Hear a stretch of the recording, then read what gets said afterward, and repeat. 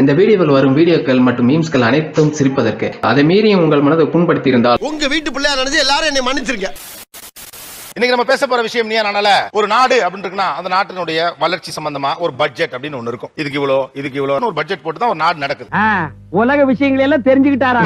Wise Versa ஒரு வீடுமே கூட ஒரு பட்ஜெட் போட்டு தான் நடக்குது. ஒரு திட்டமிடல் எழுதி வச்சுக்கலனாலும் கூட நம்ம இதுக்கு இது இவ்வளவு அப்படின்னு ஒரு பட்ஜெட் போட்டு தான் நம்ம குடும்பம் நடத்துறோம். மாசம் தனியா 1000 ரூபாய் கொடுத்துறேன். அத நீங்க தண்ணிக்கு வாங்கி சந்தோஷமா இருங்க. ஒரு வீட்டுல 2 பேரும் ஒரே மாதிரி இருப்பாங்களான்னு சொல்ல முடியாது. மனப்பொருத்தம் உண்டு, பணப்பொருத்தம் என்ன? இதுதான் இன்றைய நீயா நானா. அது குடும்பத்தை எப்படி பாதிக்கிறது அப்படின்னு பேச போறோம். இன்னொரு 1/2 மணி நேரம் கழிச்சு ஆரம்பிங்களேன். ஏன் சடங்கு ஏதாவது பண்ணணுமா? சட்டு புட்டுன்னு ஆரம்பிங்கயா. பணம் பற்றி என் மனைவியின் இந்த பார்வை எனக்கு பிடிக்கல. என்னோட மனைவி வந்து பாத்தீங்கன்னா சுத்தமா வந்து சேவிங்ஸ் பத்தி கவலைப்படவே மாட்டாங்க sir. Money comes today got டுமாரோயா. இவ்வளவு பெரிய கோடீஸ்வர வீட்ல பிறந்து இதுக்கெல்லாம் போய் அழுகலாமா? அது எவ்வளவு சேர்த்து வைக்கிறோம், எவ்வளவு அவங்க கிரெடிட் கார்டுல இல்ல அவங்க டெபிட் கார்டுல எவ்வளவு வந்து சேவிங்ஸ் இருக்கு இன்னி வரையும் அவங்களுக்கு தெரியாது. ஆனா எனக்கு நல்லா தெரியும். ஏயா இது ஒரு வேலைன்னு மெனக்கட்டு பாத்துக்கிட்டாக்கும். சுத்தமா அதை பத்தி ஒரி பண்ணிக்க மாட்டாங்க. சப்போஸ் எனக்கா சுத்தமா பணம் இல்ல, ஏதோ ஒரு அவசரமா செலவாகி போச்சுன்னா திடீர்னு சொல்லுவாங்க எனக்கு தெரியாது 10,000 வேணும் உடனே வாங்கி கொடுங்க அப்படிம்பாங்க. மொத்தத்துல பொண்டாட்டிங்களை அன்பா பேசி திருத்த முடியாது, அடிச்சுதான் திருத்தணும். இல்ல அவரை பொறுத்த வரைக்கும் நான் பண்ற எல்லாமே அனாவசிய செலவு தான், எதுவுமே நல்ல செலவு கிடையாது. அதுதான் அவரோட ஆட்டிடியூட். நீ புடுங்குறது பூராமே தேவையில்லாதான், போய் புடுங்கு போ. ஒண்ணு இல்ல சார், ஒரே ஒரு மேரேஜ் வந்ததுன்னா ஒரு இன்விடேஷன் எங்க க்ளோஸ் ரிலேட்டிவ்ல இருந்து என்கிட்ட வந்துச்சுன்னா குறைஞ்சது 5,000 ரூபாய் அவங்க செலவு பண்ணும் சார். சனிய இவ செத்தாதான் எனக்கு நிம்மதி. என்ன சொன்னீங்க? தீர்க்க சுமங்கலி பவான்னு. ஒரு புடவை என்னமோ 1,200 தான் சார். இந்த ஜாக்கெட் வந்து 2,500 ஆகும் சார். மணி கிணின்னு போட்டு என்னமோ கட்டுவாங்க. அந்த தையக்காரன் வந்து கிட்டத்தட்ட ஒரு 1,000 ரூபாய் 1,500 15 லட்சம் ரூபாய் மாசம் வருமானம் வருது. எல்லாரும் திறமையோட செயல்பட்டு நிறைய சம்பாதிங்க. எங்க வீட்டுல எல்லாம் சார் அந்த தையக்காரர் இருக்காரு. ஃபர்ஸ்ட் வந்து ஒரு சின்ன குடி ஒரு எதிரில வந்து ஒரு சின்னதா ஆரம்பிச்சாரு. இப்ப வந்து நீங்க சிரிக்கிறதுக்காக சொல்ல சின்ன பையன் மக்களே சிந்திங்க. இப்ப வந்து 2 மாடி கட்டிட்டா சார். மேல வேற செட் போட்டுருக்கா சார். இப்ப கார் ஏசி, கக்கூஸ் ஏசி, கண்ட இடமெல்லாம் ஏசி, ஏசியோ ஏசி. இதுல வேற என்ன பெருமையா சொல்லுவாங்க சார் அவங்க. பாத்தீங்களா என்னால எப்படி இருக்காரு பாத்தீங்களா சார் அவருக்கு திறமை இருக்கு, அவர் வளர்ந்தாரு சார். கேரங்க புடிச்சு போன வாரம் துணி கொண்டே கொடுத்தேன். பாவாடைக்கு பதிலா ஜட்டி தேய்ச்சிட்ட கேரங்க புடிச்சு. நீங்க தாங்க இந்த மாடர்ன் அகாடமிக்கு சரியான ஆளு. உங்க மாதிரி ஆளதாங்க குறி வச்சு அடிக்கிறாங்க. காலி என்ன சொன்னா கரெக்டா தான் இருக்கும். இருக்காதா பின்ன கத்துக்கோ அவ்வளவுதான். இவங்க சொல்றாங்க நான் வந்து ஏன் பண்றேன்னு சொல்லிட்டு. ஆனா கூட்டி கழிச்சு பார்த்தா அவங்க கிட்டத்தட்ட 60 to 70% வந்து அவங்களுக்காக செலவு பண்ணிக்கிறாங்க. அடியே ரஞ்சிதா, நீ இப்படி எல்லாம் செய்வேன்னு தெரிஞ்சுதான் உனக்குன்னு இந்த கத்திய வாங்கிட்டு வந்திருக்கிறேன். ஆனா வந்து நான் வந்து ஏன் பண்றேன் நான் டிஷ் எடுப்பேன். நீங்க என்ன பண்றீங்க? நீங்க கேட்டதெல்லாம் வாங்கி கொடுக்க மாட்டீங்க, என்ன வந்து சந்தோஷமா வச்சுக்க மாட்டீங்க. சந்தோஷம் என்ன மாட்டா லாஜி வச்சிருக்காங்க. திங்க வேண்டியது தூங்க வேண்டியது, அதுவும் கோழி குழம்பு இல்லாம திங்க மாட்டாரு மைனரு. நல்லா சாப்பிடணும், வாரத்துல 4 நாள் படத்துக்கு போனோம், ஃப்ரெண்ட்ஸோட என்ஜாய் பண்ணோம். இதான் வந்து ஒரு சந்தோஷமான வாழ்க்கை அப்படின்ற மாதிரி ஃபீல் பண்றாங்க. எல்லாத்துக்கும் மனசுதாமாக்கா. நாம சந்தோஷமா இருக்கணும்னா நமக்கு மேல இருக்கிறவங்களை ஒப்பிட்டு பார்க்கவே கூடாது, நமக்கு கீழே இருக்கிறவங்களை ஒப்பிட்டு பார்க்கணும். என்னோட பாயிண்ட் என்னன்னா அவங்க வந்து எப்பயுமே வந்து கௌரவ செலவுகள் நிறைய பண்ணுவாங்க. ஏன்னா வெளியூர் போனா வந்து நம்ம ராயலா செலவு பண்ணுவோம். 10 சொந்தக்காரங்க முன்னாடி வந்து நம்ம வந்து ரிச்சா காட்டிக்கணும். பந்தா பண்ணாதான் பசங்க மிரண்டு போய் மதிப்பானுங்க. நீ ஏன் இருக்காருல நிறைய செலவு பண்ணுவோம். ஒரு கோயில் போனா வந்து ஒரு 500 ரூபாய் 1000 ரூபாய் செலவு பண்ணணும். இல்ல ஒரு பூசாரி வந்தா கூட ஒரு 100 ரூபாய் கொடுக்கணும். அப்பதான் ஒரு மாலை போடுவாங்க. தெய்வம் மனசுல வருமானு சொல்லுவான். இன்னைக்குதான் கண்ணார கண்டுட்டேன். சோ வந்து ஒரு கெத்தா இருக்கும்னு சொல்லிட்டு என்ன பண்ணுவாங்க, நிறைய செலவு பண்ணுவாங்க. சோ அதான் அந்த செலவு வந்து அவங்களுடைய உடையிலும் காட்டுவாங்க. இது என்ன தூக்கி நிக்குது? பேஷன். உனக்கு என்ன 16 வயசு பருவம் நினைப்பா? சில சமயம் சாபம் கூட விடுவார் சார். இன்னைக்கு நிறைய இருக்கு, நீ ரொம்ப ஆடுற, நாளைக்கு பிச்சை எடுத்தா என்ன பண்ணுவ? தாய் தந்த பிச்சையிலே பிறந்தே நம்மா ஐயா தர்மம் பண்ணுங்க சாமி அப்படின்னு கேட்பாரு. எங்க அப்பா அம்மா என்ன கல்யாணம் பண்ணி கொடுத்தா ஒரு பிச்சை எடுக்கிறதுக்கா சார் கல்யாணம் பண்ணி கொடுத்தாங்க? என்ன மேனேஜ் பண்றது தானே சார் கல்யாணம் பண்ணி கொடுத்தாங்க. அன்னைக்கு பொண்ணு பார்க்க போன இடத்துல அவளுக்கு ஆட தெரியுமா பாட தெரியுமான்னு கேட்டியே, அடக்கமா இருக்க தெரியுமான்னு கேட்டியா? நீ அது வாங்குற இது வாங்குற, எங்க போனாலும் இது பண்ணிட்டு இருக்க. சின்ன சின்ன விஷயம். ஃபார் எக்ஸாம்பிள் தீபாவளி பொங்கல்லாம் நாட்டுனாருக்கு வரிசை வைப்போம். அது வந்து நார்மலா நடக்கிறது. ஆமா, இவங்க அப்பா வீட்டு காசு வாரி வான வேடிக்கை விடுறதுக்கு பைத்தியக்காரச்சி போடி. எனக்கு கல்யாணம் ஆனதுக்கு அப்புறம் எங்க அம்மாக்கு இன்னுமே வரிசை வந்துட்டு இருக்கு. சோ நான் என்ன பண்ணுவேன், தீபாவளி பொங்கலுக்கு நாத்தனார் வீட்டுக்கெல்லாம் ட்ரெஸ் எடுத்து கொடுப்பேன். ரொம்ப நல்லா இருக்குதுங்க. எங்க ஆத்தா வீட்ல கூட எனக்கு இப்படி வாங்கி கொடுத்ததே இல்லங்க. ஆமா, உங்க ஆத்தா பெரிய ராஜ பரம்பரை. ஒவ்வொரு தடவையும் வாங்க போகும்போது வந்துட்டு அவர் என்ன சொல்வாரு, இது எங்க வீட்டுல பழக்கமே இல்லம்மா, நீ ஏன் புதுசா கொண்டு வர அப்படின்னு கேட்பாரு. மொத்தத்துல உன்னால ஊரெல்லாம் கடை பிராந்தி கடைக்காரன் வந்து பெட்டி கடைக்காரன் வரைக்கும் நீ தேடிக்கிட்டு இருக்க. நான் சொல்ல இல்ல, எங்க அம்மா வீட்ல இது இருக்கு, எங்க அம்மா என்ன என்கரேஜ் பண்ணாங்க, இப்படி கொடுத்தா உனக்கு ரிலேஷன்ஷிப் நல்லா இருக்கும் சிஸ்டர்ல ஃபேமிலியோட அப்படின்னு சொல்லிட்டு. சொந்தக்காரங்க தொல்லை தாங்க முடியாம தாண்டா 8 கிலோமீட்டர் தள்ளி வந்து நடுக்காட்டுல வீடு கட்டியிருக்கேன். ஒவ்வொரு தடவை தீபாவளிக்கு போகும்போதும் இந்த வருஷம் நம்ம நிறுத்திக்கலாம், அடுத்த வருஷம் என் தம்பி கல்யாணம் ஆயிரும், தீபாவளி நம்ம பொங்கல் அவன் அப்படின்னு சொல்லுவாரு. உனக்கு புத்தி சொல்ற அளவுக்கு எனக்கு அறிவு கிடையாது. என்ன 2ஆம் கிளாஸ் ஃபெயில் ஆனவன். ஆனா நீ 4ஆம் கிளாஸ் பாஸ் பண்ண நீ இப்படி பேசலாமா? இந்த ஒரு 4000ல ஒண்ணும் பெருசா நம்ம சேர்த்து வச்சு பெரிய பங்களா வாங்க போறது கிடையாது. ஆனா அதுக்கெல்லாம் ஒரு சின்ன சின்ன கணக்கு பாப்பாரு. அதுங்க உங்களுடைய நீங்க செலவு பண்றது பல வழிகள்ல அவர் தடுக்க பாக்குறாரு. எல்லா வழிகளிலுமே. இந்த எடுபட்ட பையன் எத்தனை தடவை சொன்னாலும் கேட்க மாட்டேங்கிறாயா. காசை மிச்சம் பண்றதுலயே குறியா இருக்கிறான். இது கொஞ்சம் பரவாயில்லைங்க. ஒரு வீட்டுக்கு நம்ம போறோம் சார், ஒரு வீட்டுக்கு போனா ஸ்நாக்ஸ் வாங்கிட்டு போவோம். அதான் நம்மளோட நாகரிகம். அவர் இப்ப ரீசெண்டா போனப்ப கூட நான் சார் லேட் ஆயிருச்சு, நம்ம போறதுக்கு லேட் ஆயிரும். என்கிட்ட 5 பைசா இல்ல, நீ ஆளை விடு. டேய் யார்ட்டாவது கடன் வாங்கி குடுறா. சரி நீங்க நான் கிளம்புறதுக்குள்ள போயிட்டு ஸ்நாக்ஸ் வாங்கிட்டு 2 வீட்டுக்கு போனா வாங்கிட்டு வந்துருங்க அப்படின்னா அதுக்கு அவர் சொல்றாரு கமெண்ட், ஃபர்ஸ்ட் என்ன ஃபாலோ பண்ணிட்டு வா, ஒரு வீட்டுக்கு எப்படி வாங்காம போறத நான் கத்து கொடுக்குறேன். இதை விட எக்கச்சக்கமான விஷயம் எல்லாம் எனக்கு தெரியும். சுருக்கமா சொல்ல போனா நான் ஒரு அறிவியல் புஸ்தகம் மாதிரி. சொல்லுங்க, என்ன பெரிய ட்ரிக் தான் இது. ஸ்நாக்ஸ் வாங்காமல் செல்வது எப்படி? இதுக்கு வேற வழக்கம் கேட்கிறானி. ஐயோ ஆக்சுவலா சார் ஒரு வீட்டுக்கு போவோம் சார், போனேன் காரை பார்க் பண்ணுவேன். பார்க் பண்ணிட்டு இங்க பக்கத்துல எங்க கடை இருக்கு, நான் வர்ற வழியில எங்கேயும் நான் பாக்கல, ரொம்ப டிராபிக்கா இருந்தது. நம்ம கிட்ட நம்ம கிட்டே போடுறேன். ஃப்ரூட்ஸ் கடை எங்கேயாவது இருக்கு, அந்த பக்கம் போலாமா அப்படின்னு நான் கேட்பேன். உடனே சொல்லுவாங்க இல்ல பரவாயில்ல வேணா, அதெல்லாம் ஒண்ணு வேணாம், நான் ஃபார்மாலிட்டிஸ் எதிர்பார்க்கல. ஆண்டவரே நீங்க ஒரு விஞ்ஞான திருடே ஆண்டவரே. இல்ல அது ஒரு பிராண்டா இருக்கு. இவரு காசு போட்டு வாங்கிட்டு போயிட்டாருன்னு வச்சுக்கோங்களேன், கிளம்புறதுக்குள்ள இருந்து காலி பண்ணிட்டு தான் வருவாரு. என்ன தண்ணிக்குள்ள தக்காளி எடுக்குது? அட கையெடுப்பா, இது ரசம், இதையாவது மிச்சம் வை. காசு போட்டு வாங்கிட்டோம், சொந்த காசு செலவாகுது அப்படின்னா அங்க வந்து 500 ரூபாய் தான் செலவாகும். இதே வேற யாராவது செலவு பண்றாங்க அப்படின்னு வச்சுக்கோங்களேன், அங்க 5000 ரூபாய் போகும். என்னாச்சு? இல்ல நீயே இவ்வளவு கேவலமா இருக்கேன்னு சொல்ல வர்ற, ஒத்துக்கிறேன். இப்ப கூட நாத்தனார் கிட்ட 5000 ரூபாய் போட்டு ஒரு 3 பேண்ட் ஷர்ட், அவர் ஷர்ட் எடுத்து ஒரு கிட்டத்தட்ட ஒரு 3-4 வருஷம் எடுக்கவே மாட்டாரு. யாராவது எடுத்து கொடுத்தா ஓகே போட்டுக்கிறது. இந்த Dress உனக்கு யாரா கொடுத்தா?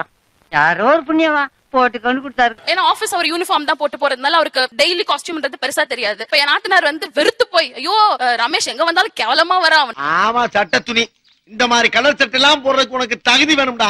ட்ரெஸ்ஸே நல்லா இல்லன்னு சொல்லிட்டு நேத்து அவங்க ஆபீஸ்ல இருந்து இழுத்துட்டு போய் வாங்கிக்கோ அப்படின்னு அப்புறம் கூச்சமே இல்லாம ஒரு 5 சட்டை 2 பேண்ட் வாங்கிட்டாரு. அப்படியே அதுக்கு உண்டான பனியன் ஜட்டியும் வாங்கிக்க. சரிப்பா டேய் கூச்சப்படாம கேளு. நான் சொன்னேன் என்னங்க இப்படி வாங்கிருக்கீங்க நீங்க அப்படின்னு. அதுக்கு ஒரு ஃபார்முலா என்னன்னா, மா ஆக்சுவலா கணக்கு இருக்குமா, உங்க பரம்பரைக்கே படிப்பு வாசனை கிடையாது. என்னன்னா 4 வருஷமா நம்ம கல்யாணம் ஆயிடுச்சு, கல்யாணம் நாள் வந்தது, அதுக்கு எங்க அக்கா எதுவுமே வாங்கி கொடுக்கல, அதுக்கெல்லாம் சேர்த்து வச்சுதான் வாங்கினேன். டேய் நீ தான்டா என் புள்ள, இந்த வீட்லயே வியாபாரம் மைண்ட் உனக்கு ஒருத்தருக்கு தான்டா இருக்கு. எங்கிட்ட இவ்வளவு சேவிங்ஸ் இருந்திருக்கும், இவர் இது மாதிரி பண்ணிவிட்டாரு, அதனால இல்ல. பெண்கள் தரப்புல என்ன பிரச்சனை, ஆண்கள் தரப்புல என்ன பிரச்சனை, 2 பேர் சொல்லலாம். 25 வருஷமா என் மனசுக்குள்ள பூட்டி வச்சிருந்த என் குடும்ப ரகசியத்தை உங்ககிட்ட சொல்றேன். உட்கார். அடிக்கடி ஜாப் சேஞ்ச் பண்ணுவாரு. அதாவது எனக்கு கல்யாணம் ஆகி 4 இயர்ஸ் ஆகுது. எனக்கு தெரிஞ்சு ஒரு 10 ஆபீஸ் சேஞ்ச் பண்ணிருப்பாருன்னு. 10 ஆபீஸ் 4 வருஷத்துல எந்த வேலையும் பெருசா செட் ஆகல. நான் ஒரு மாதிரி எருமாடு மாதிரி சுத்திட்டு இருக்கேன். அப்படியே எனக்கே இப்ப வந்து ஞாபகம் இருக்காது. என் டக்குனு ஹஸ்பண்ட் எந்த ஆபீஸ்ல வேலை செய்றாங்கன்னு தெரிஞ்சு எனக்கு தெரியாது. அடிக்கடி ஒண்ணு சொல்வாரு, மறந்துடுவேன். அதாவது அவருக்கு பிடிக்கல அப்படின்னா immediate job change. I am sorry, நான் வேலையை ரிசைன் பண்றேன். ஆமா, என் கணக்கு வழக்க பத்தி செட்டில் பண்ணுங்க. What ever it may be 4 இயர்ஸ்ல நான் 10ன்னு சொல்றது அப்ராக்ஸ் தான். அவர் மட்டும் அந்த 10 ஆபீஸ் பேர் மட்டும் சொல்லுங்க லைனா. சரிடாக்கு, நீ ரொம்ப கோவமா இருக்க, நான் அப்புறமா வந்து மீட் பண்றேன். மேரேஜ் ஆனதுல இருந்து இனி வரைக்கும் அவர் எந்த ஆபீஸ்ல ஒர்க் பண்ணாருன்னு ஒரு பெரிய லிஸ்டே இருக்கு. ஆக்சுவலா எனக்கு வந்து பிசினஸ் பண்ணணும்னு ஐடியா. அதானே பார்த்தேன், நீயாவது வேலைக்கு போய் சம்பாதிக்கிறதாவது. எனக்கு பக்குன்னு 3 மந்த்ஸா சொல்லிருக்கேன் பிசினஸ் எல்லாம் பண்ணணும் அப்படின்னு. அது வந்து வேணாம், வேலைக்கு ஒழுங்கா போறது இல்ல, பிசினஸ் எல்லாம் வேணாம் அப்படின்னு சொல்லிருக்காங்க. எவ்வளவு பெரிய கேவலம் வந்தாலும் சரி, கடைசி வரைக்கும் வேலை வெட்டிக்கு போகாமே நாம வாழ்ந்து காட்டணும். இதுதான் நம்ம லட்சியம். இல்ல எனக்கு என்ன டவுட் அப்படின்னா, இவர் ஆபீஸ் பிடிக்கலன்னு டக்குன்னு மாறுறாரு, நமக்கு அந்த 1 month salary தான் லாஸ். அது சரி, அவங்க நம்ம வாயை பார்த்து வருஷக்கணக்கா பழகிட்டாங்க இல்ல, கண்டுபிடிக்கத்தானே செய்வாங்க. பிசினஸ்க்கு எல்லாம் இன்வெஸ்ட் பண்ணிட்டு நாளைக்கு பிசினஸ் பிடிக்கல அப்படின்னா எவ்வளவு லாஸ் ஆகும் பாருங்க. உங்க ஆளுகளே கை தட்டுறாங்க. நான் என்ன சர்க்கஸா கட்டனே? அவன் யாரா உள்ள கை தட்டுனவன்? எங்க அவன்? உங்களுக்கு எவ்வளவு சம்பாதிக்கணும்னு ஆசை உண்மையாவே? ஒரு 20,000 மாசம். ஓகே. ஆனா சென்னையில 20,000க்கு என்ன படிச்சிருக்கீங்க? நான் 7வது பாஸ்னே. டிகிரி தான் முடிச்சிருக்கேன். Okay, degree okay. சென்னையில 20,000 ரூபாய்க்கு ஒரு வேலை வந்து ஒரு மாதிரி தேடிக்க முடியலையா என்ன? தெரியாம தான் கேக்குறேன். வாழ்ந்தா நோட்டு மெத்தையில பெறணும், இல்லன்னா கண்டிக்கலாம் பிளாட்பாரத்துல போய் நிக்கணும். சாப்பிடுறா இல்ல, ஆனா ஒரே வேலையில ஒரு 4 வருஷம் தான் கிடைக்கிற எக்ஸ்பீரியன்ஸ் இருக்குல்ல, அதை வச்சு ஒரு கம்பெனி நம்ம வேலைக்கு போனா அதுக்கு ஒரு வேல்யூ இருக்கு தானே. அப்போ நீ என்ன நினைக்கிற, உழைச்சி எங்களை சாப்பிட சொல்றியா? இல்ல, அடிக்கடி மாத்துறதுக்கு என்ன ரீசன் இப்படி படக்குன்னு வந்து? இப்ப நான் என்ன உங்கள்ட்ட சொல்றது? Same reaction. இவளுக்கு பேட்டியை முடிக்கிறக்குள்ள என் வேட்டியை உரி உள்ள இருக்க போட்டி எடுத்தாலும் எடுப்பாங்க உங்களுக்கு. பதில் வராது. பிடிக்கல அவ்வளவுதான். ஏன் பிடிக்கலன்றதுக்கு ஆன்சர் சொல்ல மாட்டாரு. கொஞ்சம் சீக்கிரம் முடிச்சு விடுங்கம்மா, அம்மா கரையில கொஞ்சம் வேலை இருக்கு. Main business. நான் ஒர்க்கிங் மோட்டிவ்ல இருக்கிறவர். எனக்கு வந்து இந்த பிசினஸ் ஐடியா சுத்தமா கிடையாது. 5 அறிவு ஜீவன் போல் உங்களுக்கெல்லாம் ஒரு வாழ்க்கை. ஆனா எங்கள்ட்ட சேவிங் வந்துச்சு அப்படின்னா அடுத்த செகண்ட் நம்ம இந்த பிசினஸ் ஆரம்பிக்கலாம். இது வந்து என் ஃப்ரெண்ட் இந்த மாதிரி சொல்லியிருக்கான். நீங்க எங்க பாருங்க ஐயா ட்ரம்ப் கூட கூட்டணி வைங்க, நான் இருக்கிற வரை சாத்தியமே கிடையாது. கொஞ்ச நாளைக்கு கொஞ்சம் கஷ்டம் இருக்கும், அதுக்கப்புறம் இது பண்ணலாம் அப்படின்பாங்க. எங்களுக்கு கல்யாணம் ஆகி 4 years ஆயிடுச்சு. கிட்டத்தட்ட 6 பிசினஸ் ஆரம்பிச்சிட்டாரு. ஒரு நாளைக்கு 24 hours 10 தேயா பறக்குறேன். 1 minute 1 lakh எனக்கு. இப்போ வரைக்கும் நாங்க அந்த சேவிங்லாம் ஓரளவு எடுத்து வச்சனோம். இல்ல அவர் நல்ல வொர்க் மோட்டிவ்ல இருந்தாருன்னா வீடே வாங்கிருப்போம். வீடே வாங்கிருப்போம். வீடு வாசல் வாங்கி சந்தோஷமா இருக்கலாம்ல. இப்ப என்ன பிச்சையா எடுத்துக்கிட்டு இருக்கறேன். எனக்கும் அவருக்கு நிறைய விஷயம் வந்து ஒத்து போகும். ஆனா இந்த ஒரு விஷயத்துல டெய்லி சண்டை நடக்குதுன்னா இது ஒண்ணுதான். நான் யோசிக்கிறது எல்லாமே வந்து நியூ கான்செப்ட்ஸா இருக்கணும்னு நினைக்கிறேன். எனக்கு நல்லா வரும் வேண்டாம் ஏன்னு சொல்றேன்னா என்னால பொறுக்க முடியல உண்மை. பட் ஆனா எனக்கு அது பிடிச்சிருக்கு, அந்த ரிஸ்க் எடுக்கிறது எனக்கு பிடிச்சிருக்கு. எனக்கு அது சுத்தமா பிடிக்கல. ஆனாலும் ஒரு வழியே இல்லாம இவ்வளவு நாள் ஒத்துக்கிட்டேன். இங்க பாரு மாப்ள, எல்லாத்துக்கும் ஒரு லிமிட் இருக்கு. ஒரு உதவா கரைக்கு வீட்டோட மாப்பிள்ளை வச்சுக்கணும் ரொம்ப ஃபீல் பண்றேன்டா. இப்போ என்னன்னா நம்மளுக்குன்னு ஒரு குழந்தை இருக்கு. நம்ம ஓரளவு இப்பயே சேவ் பண்ண ஆரம்பிச்சாதான் உண்டு இருக்கு. உன்னை வச்சு என்னால பின்னாடி எதுவுமே பிளான் பண்ண முடியல. என்ன அவன் பொண்டாட்டி உன்னை எப்படி அசிங்கப்படுத்திட்டு பாத்துட்டு பேசாம இருக்க? இப்போ கூட நான் கஷ்டப்பட்டு அவரை ஒர்க் பண்ணுங்க அப்படின்ட்டு கொஞ்சம் ஓரளவுக்கு எடுத்துட்டு போனேன். லாஸ்ட் வீக் என் ஃப்ரெண்ட் இந்த மாதிரி ஒரு பிசினஸ் சொல்லிருக்காங்க, நம்ம வேணா இதை ட்ரை பண்ணி பாப்போமே. ஓங்கி அரையறதுக்குள்ள ஓடி போய் உட்கார்ந்து. நேத்து எங்களோட கல்யாண நாள். ஆனா முந்தா நேத்து அவர் சொன்ன ஐடியா வச்சுட்டு எனக்கு நேத்து அந்த கல்யாண நாள் மூடே இல்ல. முந்தா நேத்து ஒரு பிசினஸ் ஐடியாவோட வந்துட்டாரா? ரொம்ப திட்டவும் முடியல. ஒரு அளவுக்கு மேல வேணா வேற ஏதாவது வார்த்தையை பேசி விட்டுருமோன்னு வேற பயமா இருக்கு. ஒருன்னு கூட நான் சந்தோஷமா இல்ல. நார்மலா அப்பா இதோட அப்படியே அந்த டாபிக் அவர் நிறுத்திடணும், இதோட நிறுத்திடணும். நான் உன்னை பார்த்தா நீ என்ன பாக்குறது எனக்கு தெரியும், பார்க்க மாட்டேன். நான் முந்தா நேத்து நைட் சொல்லிட்டேன், எனக்கு நீ பிசினஸ் பண்ற மோட்டிவ் கிடையவே கிடையாது. நீ ஒர்க் பண்றியா, நான் அதுக்கு எவ்வளவு எஃபர்ட் பண்ணாலும் கொடுக்குறேன். நீ என்ன சொன்னாலும் நான் கேக்குறேன். உனக்காக நான் பிளாட்ஃபார்ம்ல கூட குடும்பம் நடத்த தயார். இதுல காசு வரும்போது யாருமே கம்ப்ளைண்ட் கொடுக்கறது இல்ல. காசு இல்லாம ஒரு சர்டன் டைம்ல அவங்க கிட்ட கேக்குறோம் பாத்தீங்களா, அப்பதான் எல்லாருமே क्वेश्चन பண்றாங்க. ஏன்னா சந்தோஷம் வரும்போது பங்கு போட்டுக்கிறீங்க, கஷ்டம் வரும்போது கலந்துக்கிறீங்களே, ரெண்டுலயுமே பங்கு போட்டுக்கணும். அவன் தாண்டா மனுஷன். அந்த விஷயத்துல நான் அவங்கள தேங்க் பண்ணணும். அந்த டைம்ல எல்லாம் அவங்க சப்போர்ட் பண்ணாங்க. எப்படி சார் பண்ணாம இருக்க முடியும்? 5 வருஷமா லவ் பண்ணி கல்யாணம் பண்ணிருக்கேன் சார். இந்த பாடாவதி பயலுக்கு இப்படி ஒரு பொண்ணா? ஆண்டவன் கிரேட்டடா. 9 வருஷத்துல போன 2 மாசத்துக்கு முன்னாடி தான் சார் அவங்க வீட்டுக்கு முன்னாடி நீ பிசினஸ் பண்ணாத, நீ பண்ணனா நான் வீட்டை விட்டு வெளியே போயிடுவேன். இனி நான் எவனுக்கும் பாவம் பாக்குற மாதிரி இல்ல. நீ பிசினஸ் பண்ணாத, நீ பண்ணனா நான் வீட்டை விட்டு வெளியே போயிடுவேன் அப்படின்னு அவருக்கு எதிர்க்க பேசியிருக்கேன். என் மாமனாருக்கே நான் அவளை அன்னைக்குதான் பேசுவேன்னு என் மாமனாருக்கே தெரியும் சார். உள்ள கைய முறுகிட்டு நெஞ்சில குத்துறாயா, அந்த குத்துறா வெளிய ரெண்டு வேடிக்கை பாக்குறடா அறிவு கெட்டவனே. நிஜமாலுமே நேத்து ஒரு செகண்ட் கூட நான் மனசாரெல்லாம் நான் ஆனிவர்சரி கொண்டாடல. அப்பா இதோட அவர் நிறுத்தினோம், இதோட நிறுத்தினோம். ரொம்ப கவனமா டீல் பண்ணி ஆட்டத்தை கலச்சறாசா. இதுக்கப்புறம் அவர் பேசவே கூட. இந்த ஸ்டேஜ் கூட நான் யூஸ் பண்ண ரீசன் அதான். இதுக்கப்புறம் அவர் அந்த பிசினஸ் மோட்டிவ் பத்தி பேசக்கூடாது. உறுதியாக சத்தியமாக அண்ணா மீதானேயாக போதுமா? எனக்கு கல்யாணம் ஆகி 4 years ஆகுது. இப்போ அவர் படிக்கிறேன்றதே வந்து இன்வெஸ்ட்மெண்ட் பண்ணிட்டு இருக்காரு நிறைய. ஆனா எதுல போகணுன்றத வந்து கிளியரா இருக்க மாட்டேங்கிறாரு. உனக்கு மெட்ராஸ்ல ஒரு நல்ல இடத்துல வேலை பார்த்து வச்சிருக்கேன், நீ பேசாம இன்னைக்கே போற. நான் போக முடியாது, சாகுற வரைக்கும் படிச்சுக்கிட்டு தான் இருப்பேன். இப்போ அவர் கரண்டா PhD பண்ணிட்டு இருக்காரு. கல்யாணத்துக்கு அப்புறம் தான் அவரோட மாஸ்டர் டிகிரி, அவரோட PhD எல்லாமே பண்றாரு. ஒரு மாஸ்டர் டிகிரி பண்ணா ஒரு 3 lakhs ஆகுது, PhD பண்ணா ஒரு 5 lakhs ஆகும். புரிஞ்சு போச்சு. அஸ்திவாரத்தை ரொம்ப பலமா போட்டுட்டு இருக்கான் அவன். ஒரு தொடர்கதை. இது எல்லாமே நீங்க வந்து ஒரு இயர் ஆன் இயர்னு பாத்தீங்கன்னா எல்லாமே வந்து ஒரு பர்டன் தான் நமக்கு. PhD பண்ண போறோம் அப்படின்னா வந்து ஓகே நான் வந்து லெக்சர் ஜாப்ல போறேன்னு இருக்கணும். எனக்கு பிடிக்கலடா. ஏண்டா பேசாம உலத்தி சாப்பிட்டானே. சும்மா இருக்கனே, உலத்தா உங்களுக்கு வேர்க்கும். அதான் ஆகாதே. ஆமாப்பா எனக்கு வேர்வை ஒத்துக்கறாரா. திடீர்னு PhD போட்டுட்டு நான் குரூப் 2 எக்ஸாம் படிக்க போறேன், நான் குரூப் 4 எக்ஸாம் எழுத போறேன். குரூப் 4 நீ வந்து 10th குவாலிஃபிகேஷனே போதும். அப்புறம் PhD க்கு இன்வெஸ்ட்மென்ட் தேவையில்லாதது. என்னையவே சிந்திக்க வச்சுட்டானே. என்ன வர்க் பண்றாரு? அவர் வந்து அசிஸ்டன்ட் ப்ரொஃபஸரா இருக்காரு. பண்ணிட்டு அசிஸ்டன்ட் ப்ரொஃபசர் பண்ணிட்டு இருக்காரு. அதே கரியர்ல மேல போறதுன்னா அது செய்யலாம். ஃபைன் அது எனக்கு. பொறுப்புலன்னு சொல்றாங்களே, 5 குழந்தை பெத்துட்ட, இதுக்கு மேல ஒரு ஆம்பளைக்கு என்ன பொறுப்பு வேணும்? அதான் மாப்பிள்ள நானும் யோசிச்சுட்டு இருக்கிறேன், ஒண்ணும் புடிபட மாட்டேங்குது. ஆனா படிச்சாளுங்கள்ட்ட ஒரு சிக்கல் உண்டு. அது படிச்சுக்கிட்டே இருப்பாங்க. 2 P என்னென்ன படிச்சீங்க? ME இப்ப PhD பண்ணலாம். ME இப்ப PhD. No comments. Simply waste. ஏதோ சேர்த்துக்கிட்டோம்னு வச்சிட்டு இருக்கேன். MBA பண்ணிருக்கேன். பட் ஆனா இவ்வளவு பிடிச்சி நம்ம அந்த பணத்தை ஈட்ட முடியாம போகுதே. அதுதான் சார் PhD பண்ணலாம்ன்ற.